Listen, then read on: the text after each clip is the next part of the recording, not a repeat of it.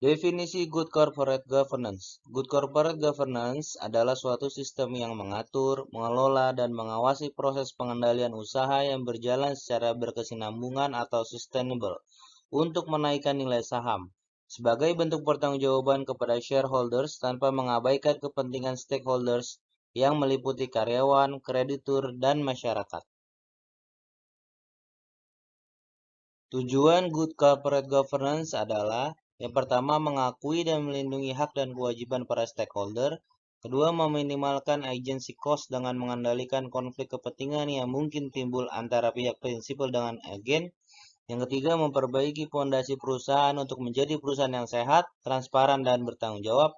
Keempat, memperbaiki etika perusahaan sehingga dapat mengurangi risiko yang terjadi. 5. Dapat menarik investor potensial karena pilihnya kepercayaan dengan diterapkan GCG. 6. Terciptanya kinerja perusahaan yang tinggi. 7. Terwujudnya citra perusahaan yang baik. Dan terakhir, peningkatan kepuasan pelanggan. Manfaat dari Good Corporate Governance. 1. Memberikan kontribusi terciptanya kesejahteraan masyarakat, pegawai dan stakeholder lainnya yang merupakan solusi yang baik dalam menghadapi tantangan ke depan. 2. Adanya pengakuan dan perlindungan hak serta kewajiban stakeholder. 3. Adanya suatu pendekatan yang terpadu berdasarkan kaidah demokrasi, pengelolaan dan partisipasi perusahaan secara legitimate. 4. Meningkatnya legitimate perusahaan yang dikelola dengan terbuka, adil dan dapat dipertanggungjawabkan. 5. Meningkatkan efektivitas, efisiensi dan produktivitas pemakai sumber daya perusahaan. Dan terakhir, menciptakan daya tarik investor bahwa investasi aman dan dapat dikelola secara efisien, terbuka, dengan dukungan proses yang bertanggung jawab.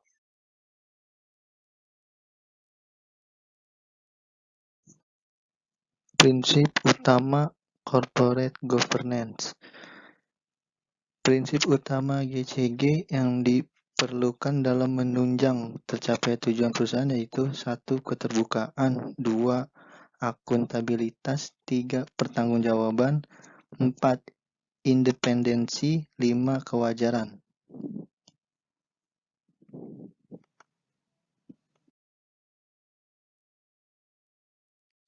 Karakteristik Good Corporate Governance. Corporate Governance merupakan serangkaian keterkaitan antara Dewan Komisaris, direksi, pihak-pihak yang berkepentingan, serta pemegang saham perusahaan. Corporate Governance menciptakan sebuah struktur yang dapat membantu bank dalam 1. Menetapkan sasaran, 2. Menjalankan kegiatan usaha sehari-hari, 3. Memperhatikan kebutuhan stakeholder, 4. Memastikan bank beroperasi secara yang aman dan sehat. 5. Mematuhi hukuman dan pengaturan lainnya yang terkait. 6. Melindungi kepentingan nasabah penyimpan dana. 7. Menyusun arah dan pengendalian pertanggungjawaban perusahaan.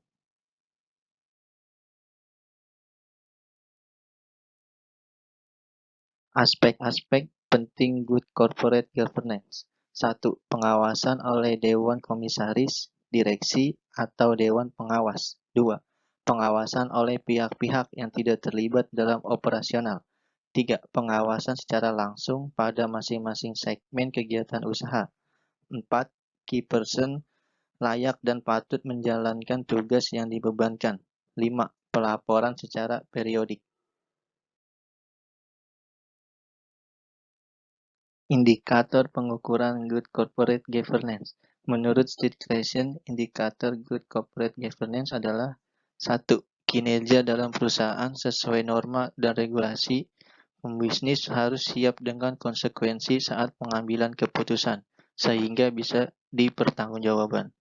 2. Melakukan GCG berarti menjaga kondisi perusahaan dengan baik, karena itu harus selalu ada pertumbuhan yang bisa dicapai dari implementasinya.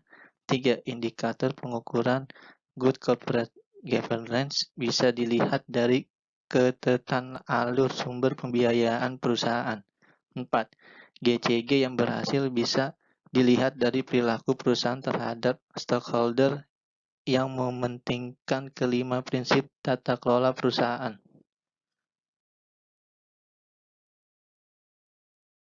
Lingkup Good Corporate Governance (OECD) atau the Organization for Economic and Development memberikan pedoman mengenai hal-hal yang perlu diperhatikan agar tercipta good corporate governance dalam suatu perusahaan dalam Studi 2011, yaitu yang pertama, perlindungan terhadap hak-hak dalam corporate governance harus mampu melindungi hak-hak para pemegang saham, termasuk pemegang saham minoritas. Yang kedua yaitu perlakuan yang setara terhadap seluruh pemegang saham atau the equitable treatment of shareholders. Yang ketiga, peranan pemangku kepentingan berkaitan dengan perusahaan atau the role of stakeholders. Yang keempat yaitu pengungkapan dan transparansi atau disclosure and transparency. Yang terakhir, tanggung jawab Dewan Komisaris atau direksi atau the responsibilities of the board. Penerapan GCG perlu didukung oleh 3 pilar yang saling berhubungan, yaitu negara dan perangkatnya sebagai regulator, dunia usaha sebagai pelaku pasar, dan masyarakat sebagai pengguna produk dan jasa dunia usaha. Mekanisme Good Corporate Governance. Mekanisme corporate governance merupakan suatu aturan main, prosedur, dan hubungan yang jelas antara pihak yang mengambil keputusan dengan pihak yang melakukan kontrol terhadap keputusan tersebut. Yang pertama yaitu mekanisme pengendalian internal, adalah pengendalian perusahaan yang dilakukan dengan membuat aturan yang mengatur tentang mekanisme bagi hasil, baik yang berupa keuntungan, return, maupun resiko-resiko yang disetujui oleh prinsipal dan agen. Yang kedua yaitu mekanisme pengendalian eksternal, adalah pengendalian perusahaan yang dilakukan oleh pasar. Menurut teori pasar, jika manajemen berperilaku hanya menguntungkan diri sendiri, maka kinerja perusahaan akan menurun dalam bentuk turunnya nilai saham perusahaan. Good Corporate Governance perbankan di Indonesia.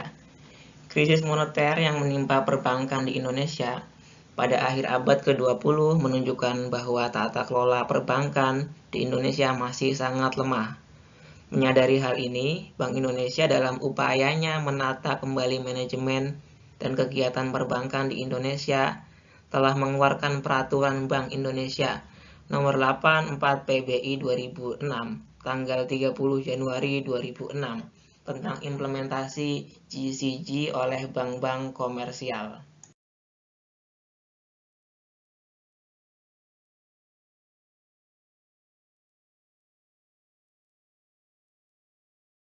Kekhususan Good Corporate Governance pada bank.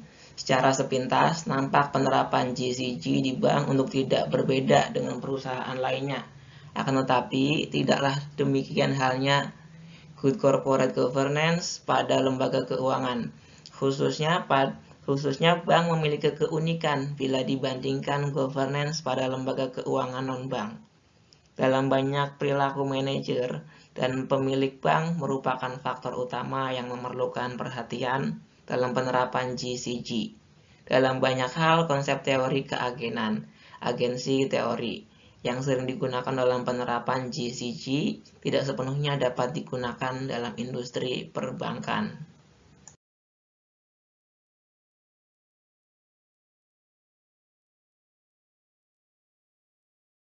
Sekian presentasi dari kami, kurang lebihnya minta maaf.